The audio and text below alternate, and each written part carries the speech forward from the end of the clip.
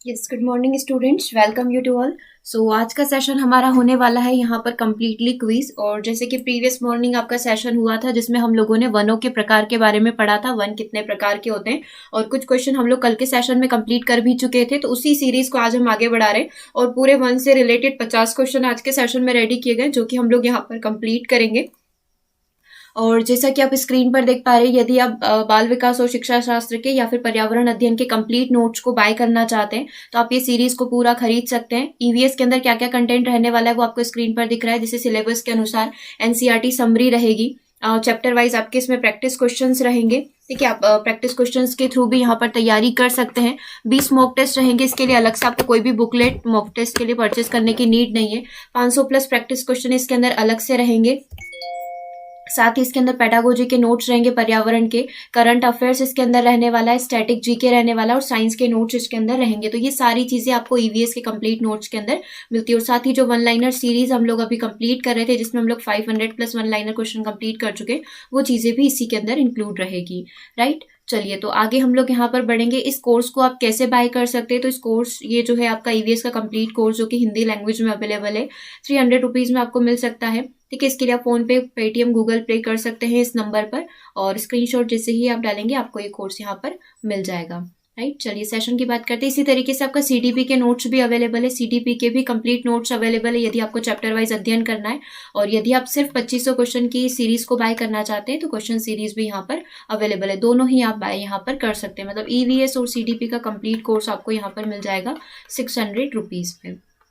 Okay, चलिए आगे हम लोग यहाँ पर बढ़ेंगे। सबसे पहले क्वेश्चन की बात हम लोग करेंगे। सबसे पहला क्वेश्चन आज के सेशन का, भारत का सबसे बड़ा वनस्पति संग्रहालय कहाँ पर स्थित है? कोलकाता में स्थित है, लखनऊ में स्थित है, मुंबई में स्थित है या फिर कोयम्बटूर में स्थित है? तो भारत का जो सबसे बड़ा वनस्पति संग्रहालय है वो हमारा कोलकाता में स्थित है। ठीक है, तो आंसर आपका यहाँ पर हो जाएगा option number 1।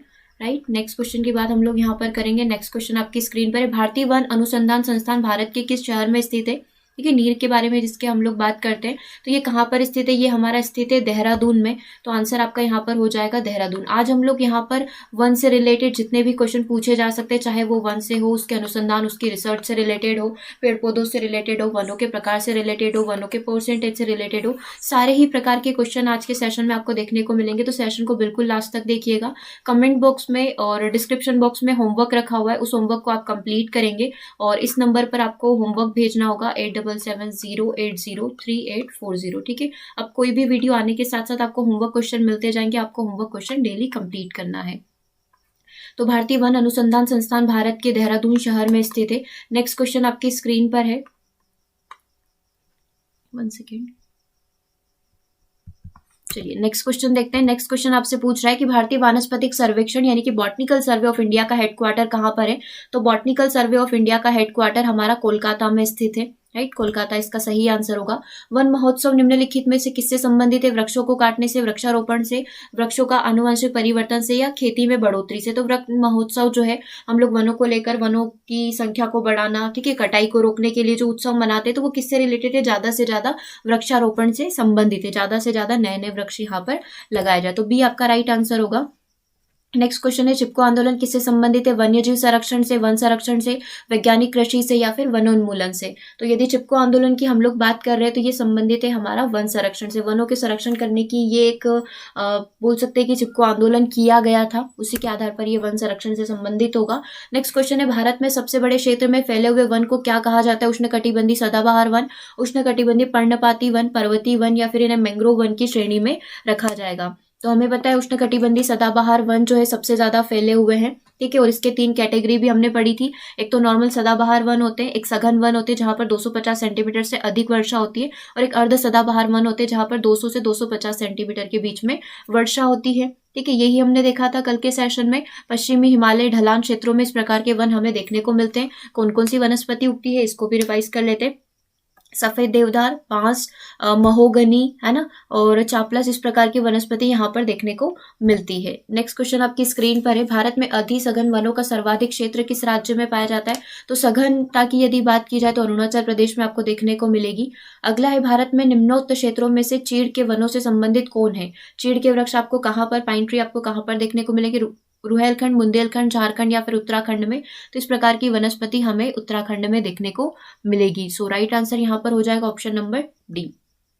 Next question is on your screen. Bharat के निम्न राज्यों में से किसमें सागौन का वन पाया जाता है? सागौन के वन हमें मध्य प्रदेश, उत्तर प्रदेश, झारखंड और कर्नाटक, तो कहाँ देखने को मिलेंगे? मध्य प्रदेश में देखने को मिलते हैं। राइट, तो आंसर क्या हो गया? सागौन के वृक्ष हमें कहाँ मिलेंगे? मध्य प्रदेश में देखने को मिलेंगे। इसी तरह साल, खेर, ये सारे वृक्ष भी हमें इन्हीं एरिया में देखने को मिलते हैं। आगे बात करते हैं भारत में चंदन की लकड़ी के लिए प्रसिद्ध राज्य असम, केरल, कर्नाटक या फिर पश्चिम बंगाल। तो चंदन की लकड़ी के लिए प्रसिद्ध राज्य हमारा कर्नाटक है। आंसर आपका ऑप्शन नंबर सी होगा। नेक्स्ट है भारत में उष्णकटिबंधीय सदाबहार वन कहाँ पाए जाएंगे? केरल, आंध्र प्रदेश, मध्य प्रदेश या फिर उड़ीसा में। तो उष्णकटिबंधीय सदाबहार वन हमें केरल में देखने को मिलेंगे। तो आंसर आपका हो जाएगा ऑप्शन नंबर 1। बिल्कुल स्टैटिक क्वेश्चन है, डायरेक्टली क्वेश्चन आता है, आंसर आपको देख लेना है कि आंसर इसका क्या होगा। पूरा थ्योरी हम लोग कल पढ़ ही चुके हैं कि किस प्रकार के वन किन किन एरिया में देखने को मिलते हैं। अगला है निम्नलिखित में से भारत का कौन सा क्षेत्र उष्णकटिबंधीय सदाबहार वन से ढका हुआ है?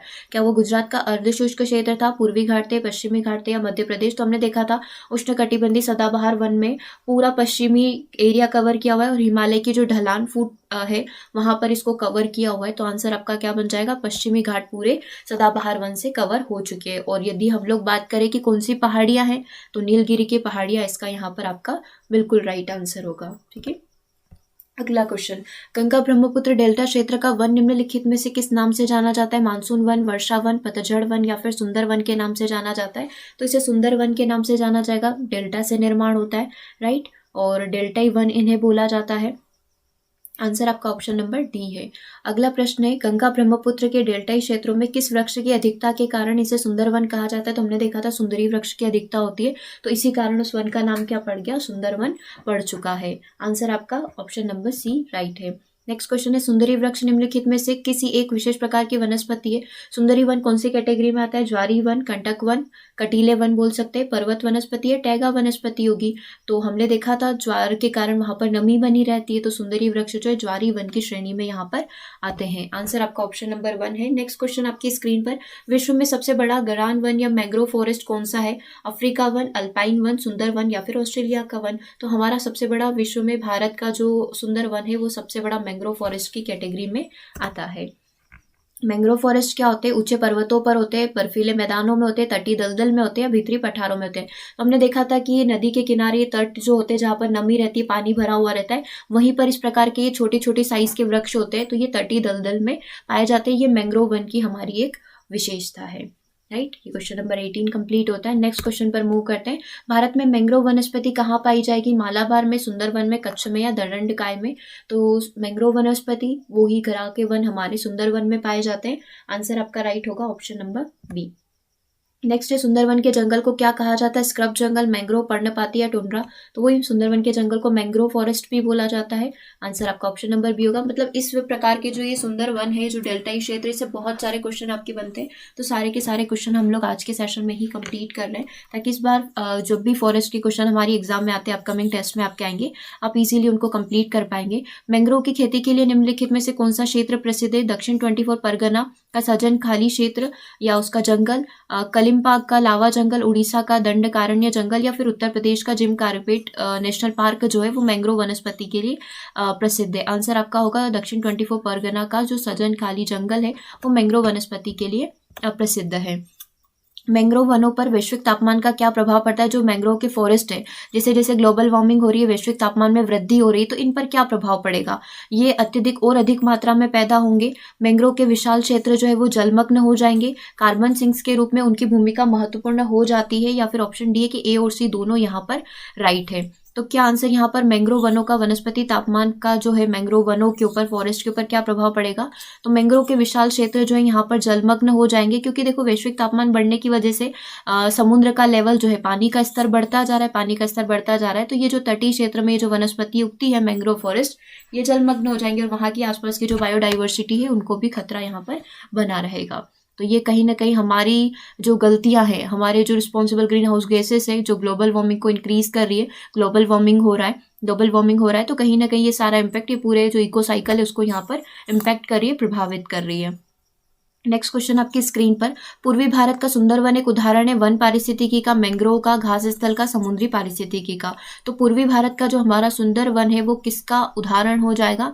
मैंग्रोव पारिस्थितिकी का ही उदाहरण है सुंदर वन, राइट। जो वन चक्रवातों के अवरोधकों का कार्य करते हैं वो कौन से वन होते हैं? तो वो मैंग्रोव के वन है, क्योंकि हमें पता है यहाँ पर जो चक्रवात को रोकने के लिए तटीय क्षेत्रों पर क्या पाए जाएंगे? वृक्ष पाए जाएंगे जो चक्रवात को रोकने में मदद करेंगे। तो वो कौन से वन है जो तटीय क्षेत्रों में पाए जाएंगे, कोस्टल एरियाज में पाए जाते हैं?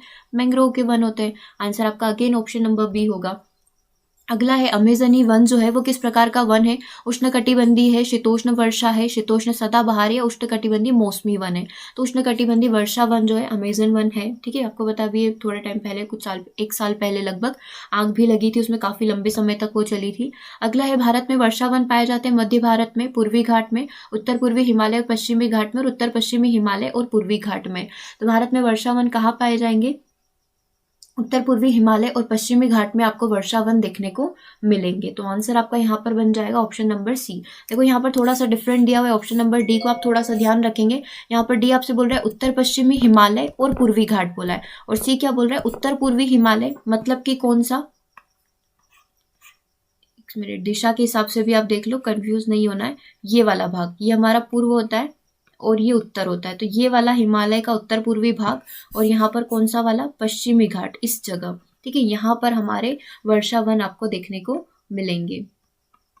नेक्स्ट क्वेश्चन है, भारत की विश्व की भूमि का कितना क्षेत्र उष्णकटिबंधीय वर्षा प्रचुर वन में पाया जाता है? तो टोटल ये 10% पाया जाता है। मैंने आपको कल भी बताया था कि पूरे 10% भाग में ये फैला हुआ है। विश्व की भूमि का 10% एरिया उष्णकटिबंधीय वर्षा वन की श्रेणी में आता है।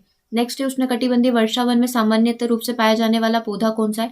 आर्किड, देवदार का वृक्ष, चीड़ का वृक्ष या फिर यूकेलिप्टस। तो आर्किड के पौधे बहुत ज्यादा मात्रा में पाए जाते हैं। आंसर ऑप्शन नंबर 1 होगा आपका। नेक्स्ट क्वेश्चन आपकी स्क्रीन पर, क्वेश्चन नंबर 29, वर्षा वन में किसी पेड़ के छत्र के नीचे जो वनस्पति उगती है उसे क्या कहा जाता है? ये मोस्ट इंपॉर्टेंट आप बोल लो, सबसे ज्यादा पूछा जाने वाला वृक्ष क्वेश्चन बोल सकते हैं। पूछा क्या जा रहा है क्वेश्चन में कि वर्षा वन में किसी पेड़ के छत्र में, मतलब पेड़ों की छाया में जो वनस्पति उगती है उसे क्या नाम दिया जाता है? क्राउन, छत्र या अंडर स्टोरी या वनतल, तो उसे अंडर स्टोरी नाम दिया जाता है। ऑप्शन नंबर सी आपका यहाँ पर राइट आंसर होगा। आप इसे 3 स्टार 5 स्टार लगाकर भी याद रखेंगे तो भी आपको मतलब ध्यान होना चाहिए इसे क्या नाम दिया जाता है।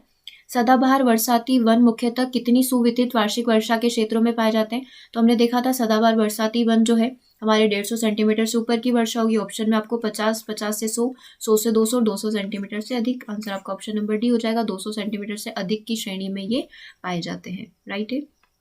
नेक्स्ट क्वेश्चन देखते हैं, साल और सागौन के वृक्ष निम्नलिखित में से किस प्राकृतिक वनस्पति पट्टी में पाए जाते हैं? शीतोष्ण में, विषुवतीय में, उष्णकटिबंधीय में या मिश्रित वन में? तो साल और सागौन के जो हमारे वृक्ष हैं ये हमारे उष्णकटिबंधीय वन में पाए जाएंगे। उष्णकटिबंधीय में ही आते हैं ये वाले, ठीक है, उष्णकटिबंधीय पर्णपाती वन में। सी आंसर आपका यहाँ पर राइट हो जाएगा। अगला है, एक आकलन के अनुसार शीतोष्ण क्षेत्र में केवल 1% वन नष्ट हुए हैं, जबकि उष्णकटिबंधीय में लगभग कितने प्रतिशत वन नष्ट हो चुके हैं? 40% वन के लगभग यहाँ पर नष्ट हो चुके हैं। तो उष्णकटिबंधीय में ऐसा है कि यहाँ पर जानवर भी रहते हैं तो उनके मांस के लिए उनका हनन कर दिया जाता है, नष्ट कर दिया जाता है, वन नष्ट किए जा रहे हैं। तो लगभग एक डेटा आया था कि 40% के लगभग यहाँ पर वन नष्ट हो चुके हैं। आगे बात करेंगे अगले क्वेश्चन की, वन कटाई की दर किसमें सबसे अधिक होती है? उष्णकटिबंधीय अंचल में, मरुस्थल में और शीतोष्ण कटिबंधीय अंचल में, उत्तरी वन में। तो सबसे अधिक वन कटाई आपको उष्णकटिबंधीय अंचल में ही देखने को मिलेगी। और अभी हमने देखा कितने % हो चुकी है, 40% के लगभग कटाई हो चुकी है। अगला प्रश्न आपकी स्क्रीन पर, भारत के निम्नलिखित क्षेत्रों में से किसमें एक मैंग्रोव वन, सदापर्णी वन और पर्णपाती वनों का संयोजन है? याद आ रहा है, कल भी हमने एक चीज डिस्कस करी थी कि कौन से क्षेत्र में आपको तीनों प्रकार की वन देखने को मिलेंगे, मैंग्रोव, सदापर्णी वन और पर्णपाती वन। तो ये कहाँ पर देखने को मिलेंगे? अंडमान निकोबार द्वीप समूह में। आंसर आपका क्या बन जाएगा? Option number C. नेक्स्ट बात कर रहे हैं, भारत में निम्नलिखित में से किस क्षेत्र में विविध अंतर समुद्री पेड़ पौधे तथा प्राणी जात का संरक्षण करने का जैव रिजर्व, बायो रिजर्व स्थित है? सभी अलग अलग प्रकार के पेड़ पौधे, समुद्री पेड़ पौधे, उनको संरक्षित करने के लिए कहाँ पर बनाया गया? अंडमान निकोबार द्वीप समूह में बनाया गया। Right answer option number B. Next question की बात करेंगे। नेक्स्ट क्वेश्चन आपकी स्क्रीन पर है, विश्व वन्यजीव निधि का शिलान्यास किस वर्ष किया गया था? 69 में, 92 में, 61 में या फिर 65 में? तो विश्व वन्यजीव निधि का जो शिलान्यास है वो किया गया था 1961 में, 1961 में, राइट। तो आंसर आपका ऑप्शन नंबर सी होगा। पर्णपाती वृक्ष क्या होते हैं? अपने खाद्य के लिए दूसरों पर निर्भर रहेंगे, अपनी पत्तियां हर वर्ष गिराएंगे, अपनी पत्तियां नहीं गिराएंगे या फिर अपने खाद्य का संश्लेषण करेंगे। तो पर्णपाती वृक्ष वे वृक्ष होते हैं जो अपनी पत्तियां हर वर्ष गिराते हैं। ठीक है, आंसर आपका ऑप्शन नंबर 1 आ जाएगा। और सदाबहार वन वे वन होते हैं जो अपनी पत्तियां नहीं गिराते, साल भर वो हरे भरे ही रहते हैं। राइट। नेक्स्ट क्वेश्चन की बात करते हैं। घटती उत्पादनशीलता के क्रम में पारिस्थितिकी तंत्र में निम्नलिखित में से कौन सा क्रम सही है? मतलब जिनकी उत्पादनशीलता धीरे धीरे कम होती जा रही है, 1 बाय 1 करके हमें यहाँ पर अरेंज करना था। सबसे पहला ऑप्शन है मैंग्रोव, सागर, घास मैदान या फिर झील। दूसरा है सागर, झील, घास मैदान और मैंग्रोव। तीसरा है सागर, फिर मैंग्रोव वनस्पति, देन फिर झील के जो पारिस्थितिकी तंत्र है उनकी उत्पादनशीलता धीरे धीरे कम होती जा रही है। फिर उसके बाद घास के मैदान की, फिर पहले मैंग्रोव दिया हुआ है, फिर घास के मैदान दिया, फिर झील दिया है, फिर सागर दिया है। तो उसको एक ट्रिक के थ्रू भी सॉल्व कर सकते थे हम लोग, फिर भी हम लोग इसको पढ़ते हैं। यहाँ पर घटती उत्पादनशीलता के क्रम में मतलब धीरे धीरे घटती जा रही है, इसकी घटेगी, फिर इसकी घटेगी, फिर इसकी घटेगी, फिर इसकी, इस तरीके से। तो सबसे ज्यादा सागर की घटती जा रही है, फिर मैंग्रोव की घटती जा रही है, फिर धीरे धीरे झील की और फिर धीरे धीरे घास मैदान की उत्पादनशीलता यहाँ पर कम होती जा रही है। ठीक है, तो ये रिड्यूसिंग ऑर्डर में हमें एक डिक्रीमेंट ऑर्डर में इसको अरेंज करना था। तो सबसे पहले सागर, देन फिर उससे कम मैंग्रोव, फिर झील, देन फिर घास के मैदान। तो आंसर आपका यहाँ पर बन जाएगा option number C. Next question की बात करते हैं। क्वेश्चन नंबर 39 आपकी स्क्रीन पर है। निम्न में से किसे वैश्विक विरासत का मन माना जाता है? वैश्विक विरासत एक हम लोग हेरिटेज फॉरेस्ट यहाँ पर बोल सकते हैं। सबसे पहला है उड़ीसा में नंदन कानन बोला गया है। सेकंड है असम में काजीरंगा। थर्ड है पश्चिम बंगाल में सुंदरवन। और ऑप्शन डी यहाँ पर है हमारा पश्चिम बंगाल में भारतीय वनस्पति उद्यान, जो कि शिवपुर में स्थित है। तो हमें यहाँ पर बताना था कि वैश्विक विरासत का वन हमने कल देखा ही था कि जो हमारा पश्चिम बंगाल में सुंदरवन है उसे इस कैटेगरी में रखा गया है। ठीक है, इमेज के थ्रू भी पता चलता है, काफी ज्यादा डिफरेंट भी है और यूनिक भी है और एक विरासत भी है हम लोगों के लिए। तो सी आंसर यहाँ पर आपका बिल्कुल राइट होगा। चलिए नेक्स्ट क्वेश्चन देखते हैं। क्वेश्चन नंबर 40 आपकी स्क्रीन पर है। वन आच्छादन के कम होने का क्या कारण है? कृषि है, निर्माण उद्योग है, बढ़ती हुई आबादी है और पर्यटन और तीर्थ यात्रा है। तो ये क्यों कम हो रहे हैं? बढ़ती हुई आबादी के कारण वनों की कटाई हो रही है, डिफॉरेस्टेशन हो रहा है। तो सबसे बड़ा रीजन यहाँ पर इसे माना जाएगा बढ़ती हुई आबादी। तो सी आंसर आपका यहाँ पर राइट होगा। चलिए नेक्स्ट क्वेश्चन देखते हैं। क्वेश्चन नंबर 41 आपकी स्क्रीन पर है। वन कटाई से मृदा का तेजी से संक्षारण होता है। उपभूपृष्ठीय जल के प्रभाव पर किसी भी मतलब इस चीज का बहुत ही ज्यादा हम लोग बोल सकते हैं बुरा इम्पैक्ट पड़ता है, प्रतिकूल प्रभाव पड़ता है। ये दोनों कारक सबसे बुरी तरीके से किसे सबसे ज्यादा प्रभावित कर रही है या फिर कौन सी चीज जो है सबसे ज्यादा इससे इम्पैक्ट हो रही है? तो सबसे पहला ऑप्शन है आपका मानव संसाधन सबसे ज्यादा प्रभावित हो रहे हैं, पारिस्थितिकी प्रणाली हो रही है, जलवायु हो रही है या फिर स्थानीय वनस्पति हो रही है। तो सबसे ज्यादा इम्पैक्ट पड़ रहा है हमारे इकोसिस्टम के ऊपर, इको साइकिल के ऊपर। तो यहाँ पर आपका आंसर बनेगा ऑप्शन नंबर बी, पारिस्थितिकी प्रणाली सबसे ज्यादा यहाँ पर प्रभावित होगी। चलिए इसका आंसर देखो, इसका आंसर यहाँ पर क्या होगा? उष्णकटिबंधीय अर्ध पर्णपाती वन कहाँ पर देखने को मिलेंगे? और उष्णकटिबंधीय शुष्क पर्णपाती वन, अल्पाइन के वन कहाँ पर देखने को मिलते हैं? और उष्णकटिबंधीय सदाबहार वन जो है आप कहाँ पर देखेंगे? उस हिसाब से हम लोग इसे अरेंज करते जाते हैं। तो हमने देखा था उष्णकटिबंधीय सदाबहार वन जो है सह्याद्री में आप लोग देख सकते हैं। ठीक है, तो यहाँ पर इसका 4 का आंसर आप बी अरेंज कर सकते हैं। तो यहाँ पर देख लो 4 का बी कहाँ कहाँ पर आ रहा है। एक तो ये हो सकता है और एक ये हो सकता है। ठीक है, इन दोनों को हम लोग कट कर देते हैं। अब हमें ए और डी में से फाइंड आउट करना था कि आंसर यहाँ पर क्या होगा। तो देखो उष्णकटिबंधीय आर्द्र पर्णपाती वन अरुणाचल प्रदेश में आपको देखने को मिलेंगे। ठीक है, उसके बाद आपको दिया हुआ है उष्णकटिबंधीय शुष्क पर्णपाती वन आपको कहाँ पर देखने को मिलेंगे। तो उस हिसाब से यदि हम लोग इसे अरेंज करें तो ये आपको यहाँ पर मिल जाएंगे तराई में। और तीसरा अल्पाइन के वन आपको कहाँ पर देखने को मिलेंगे? अल्पाइन के वन आपको देखने को मिलेंगे यहाँ पर मध्य गंगा मैदान में। ठीक है, और उष्णकटिबंधीय सदाबहार वन आपको कहाँ पर देखने को मिलेंगे? सह्याद्री में देखने को मिलेंगे। ठीक है, तो इस तरीके से भी आप अरेंज करेंगे तो भी हो जाएगा। कोई 1 से 2 ऑप्शन भी कट हो जाते तो बहुत आसान हो जाता है फिर इसका आंसर निकालना। तो इसका आंसर यहाँ पर हो जाएगा ऑप्शन नंबर 1। ठीक है, चलो आगे नेक्स्ट क्वेश्चन की बात हम लोग करेंगे। नेक्स्ट क्वेश्चन आपकी स्क्रीन पर है, क्वेश्चन नंबर 43। इसमें आपसे पूछा गया है, इधर आपको वृक्षों के प्रकार दिए गए, जैसे कि हम लोग डिस्कस भी किए थे कि सागौन के वृक्ष और साल खेर के वृक्ष कहाँ पर दिखते हैं। देवदार पूछा गया, सुंदरी के पूछा गया और सिनकोना। तो देखो हम लोग सुंदरी का लगा सकते हैं कि सुंदरी के वृक्ष सुंदरवन में पाए जाते हैं। तो यहाँ पर जो 3 है इसका आंसर सी होगा। 3 का आंसर सी आपको एक यहाँ पर दिख रहा है और एक यहाँ पर दिख रहा है। मतलब ये 2 ऑप्शन आपके गलत हो गए। अब 2 ही आंसर बचे हुए हैं आपके, या तो आपका ए राइट होगा या फिर सी राइट होगा। अब 1 से 2 और पॉइंट आप लोग यहाँ पर देख सकते हो। सबसे पहला सागौन के जो वृक्ष है हिमालय के उच्च पर्वतीय क्षेत्र में हिमालय की तराई में, मध्य भारत में कहाँ पर देखने को मिलेंगे? तो सागौन के वृक्ष आपको मध्य भारत में देखने को मिलते हैं। ये आपका कंप्लीट हो गया। ठीक है, उसके बाद आपको दिया हुआ है यहाँ पर सेकेंड,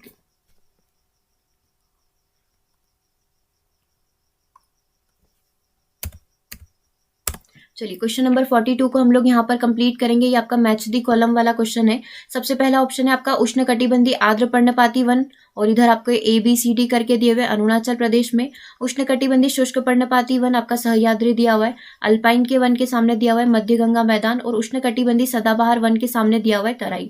तो इस तरीके से आपको अरेंज करना है कि किस प्रकार के वन आपको कहाँ देखने को मिलेंगे।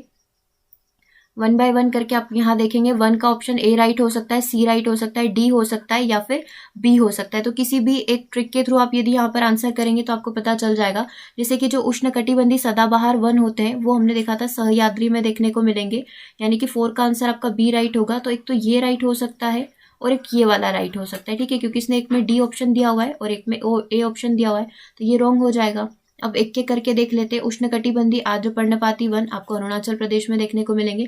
शुष्क पर्णपाती वन आप तराई में देखेंगे, तराई के क्षेत्र में। और तीसरा जो अल्पाइन वन आपको दिया हुआ है वो आपके मध्य गंगा मैदान में मिल जाएंगे, और उष्णकटिबंधीय सदाबहार वन आपके सह्याद्री में होते हैं। तो इस तरीके से आपको ये अरेंज करना था। तो इसका कोड यहाँ पर क्या बन जाता है? इसका कोड बन जाएगा आपका ADC और B। पहला वाला उष्णकटिबंधीय आर्द्र पर्णपाती वन अरुणाचल प्रदेश में, शुष्क वाले की बात करेंगे तो तराई में, अल्पाइन के वन आपके जो है सह्याद्री में, और सदाबहार वन आपके मध्य गंगा मैदान में जो है, अल्पाइन के वन आपके मध्य गंगा मैदान में और सदाबहार वन आपके सह्याद्री में देखने को मिलेंगे।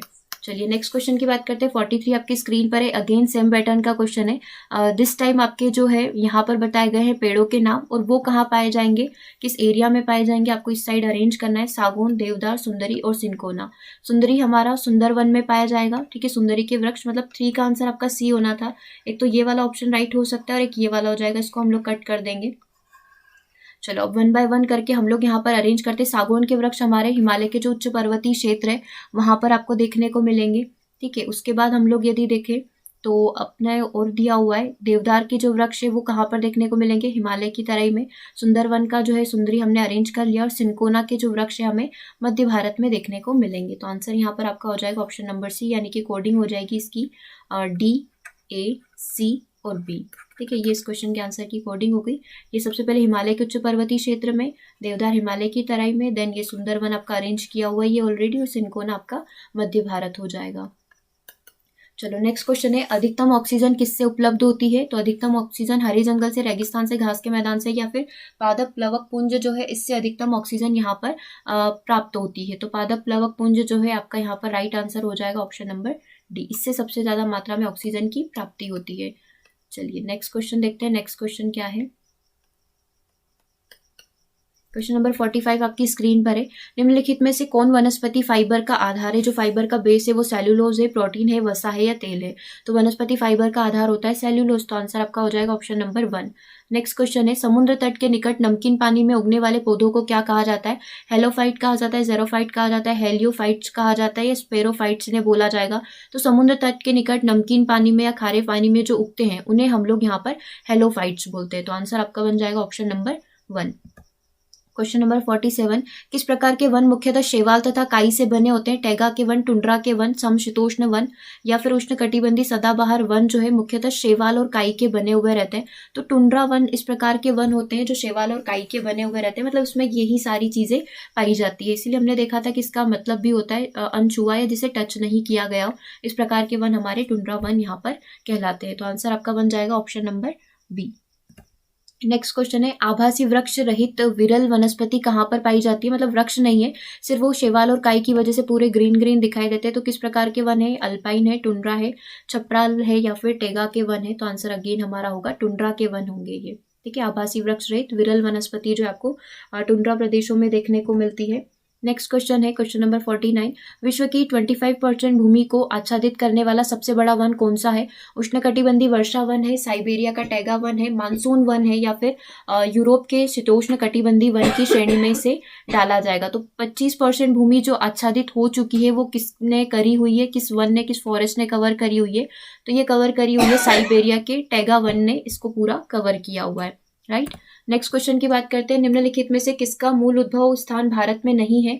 आम, केला, स्ट्रॉबेरी या फिर नारियल का? तो मूल उद्भव स्थान भारत में नहीं है, मतलब वो फल हो गया, सब्जी होगी जो भारत से नहीं आई है। तो स्ट्रॉबेरी भारत की नहीं है। बाकी आम, केला और नारियल की बात करेंगे तो इनका जन्मस्थल हमारा भारत ही रहेगा। ओके, तो आज के सेशन में हम लोगों ने यहाँ पर 50 क्वेश्चन कंप्लीट कर लिए। पीडीएफ आपको वेबसाइट से मिल जाएगा। वेबसाइट का लिंक डिस्क्रिप्शन में रखा हुआ है, आप वहाँ से जाकर ले सकते हैं। एंड आज आपका जो 2 PM है मैराथन क्लास रहेगी EVS की, सो आप उस सेशन को ज्वाइन कर सकते हैं। देन हम लोग मिलेंगे 6 PM पर। Okay, thank you for watching.